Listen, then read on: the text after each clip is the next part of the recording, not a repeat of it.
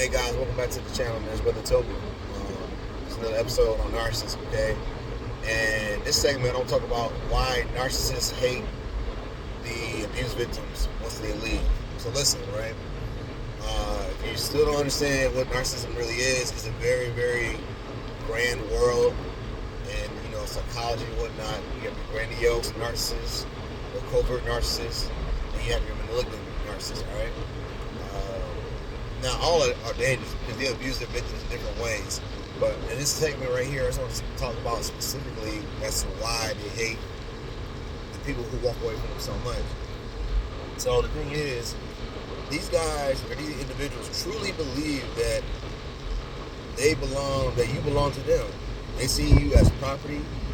They lack empathy, and so when something that I wouldn't say love, because they don't really, in my opinion, they don't have the ability to love anybody, and it's due to their lack of empathy.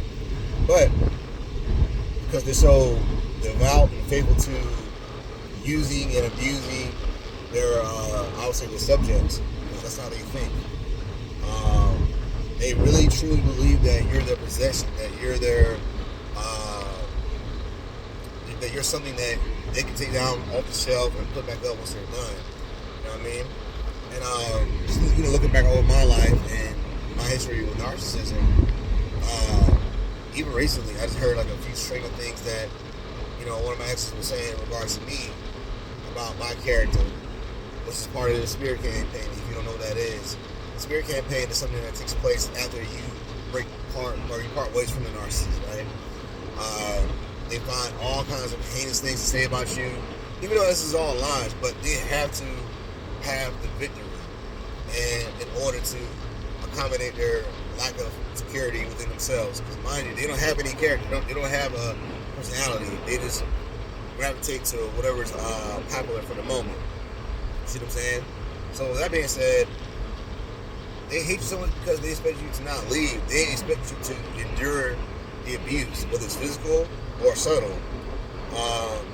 That's what it's very, very sick. It's very, very demented. But they literally hate your guts because they expect you to always be with them.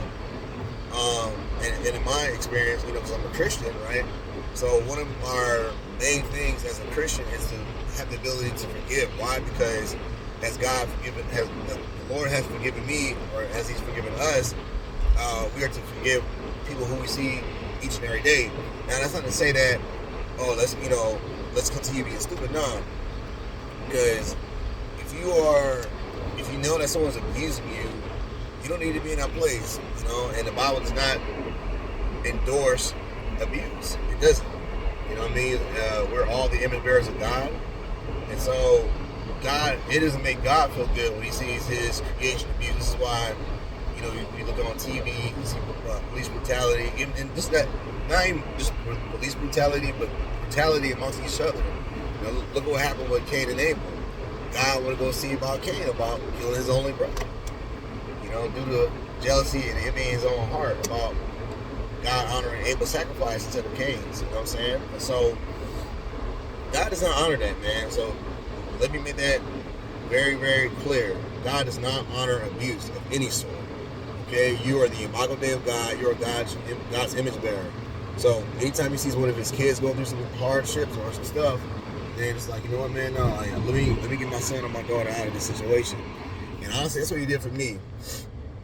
And because I got to a place to where I realized, and then I'm gonna wrap up this video. I got to a place to where I realized, no, this is who this person really is. And there's an old saying that goes, once somebody actually shows you who they are, you gotta believe it. Don't be foolish. Don't be naive to say that, okay, you know what?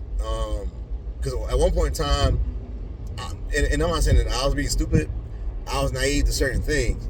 But it's because the narcissist that I was with at the time, they really believed that, oh, okay, well, he's just gonna, go to God and ask for, prayer, which I was. But to me, because I had hope, all right? I had a hope. I had joy in my heart that, okay, you know what, man, maybe it's just a season. But if you know what I mean about narcissism, they love dysfunction, they love trauma, they love drama, period. They'll act like they don't like trauma and drama, but that's what makes them feel good, because they have to have control. So as long as that they're having control over you, or they're embarrassing you in front of your family or friends, which happened to me on different occasions. Just the fact that I have more self-control to where I would have a conversation with that person, and then even then there'll be an argument.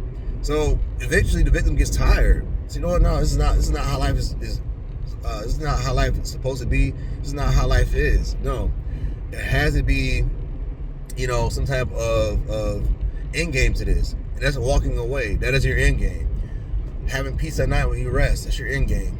If you have kids, being a healthy parent, a functional parent, is the end game. Especially when you're dealing with narcissism. They hate you because once you get a glimpse of the good life without them, and you're doing successfully well without them, it grinds their gears. They hate it. Like, no, you need me. I need to have you in my hands so that way I can control you, I can manipulate you, I can isolate you from all your friends and peers who actually will recognize these events, who will recognize these behaviors. And so there's a lot more there. So for me, once I got outside of the frame so I could see the whole picture, I was able to see what friends were actually there for me.